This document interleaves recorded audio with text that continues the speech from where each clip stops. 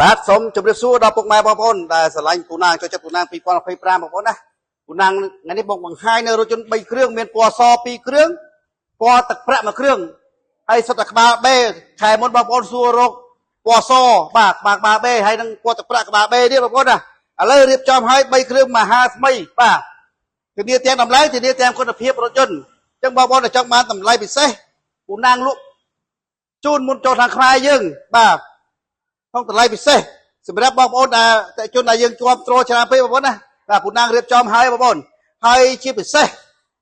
នៅមានក្នុងស្តុកទៀតបងប្អូនណាពណ៌ទឹកប្រាក់ក៏មានពណ៌ខ្មៅក៏មានកំពុងតែរៀបចំឡើងទីផ្សារជាច្រើនគ្រឿងទៀតបងប្អូនរហូតដល់ជាង10គ្រឿងទៀតអញ្ចឹងបងប្អូនដែលចម្លាញ់ពណ៌សក្បាលបេបងប្អូនអាចទិញជាលុយសុទ្ធក៏បានបងរំលោះក៏បានបាទហើយមានការព្រីមុនចូលខាងខ្មែរយើងបងប្អូនណាបាទព្រីទាំងដោពេញធិនព្រីទាំងកម្រាលជើងព្រីទាំងស្រោមចង្កូតគឺរៀបចំតុបតែងលេងអុយបាទលេងអុយលេងអីបាទលេង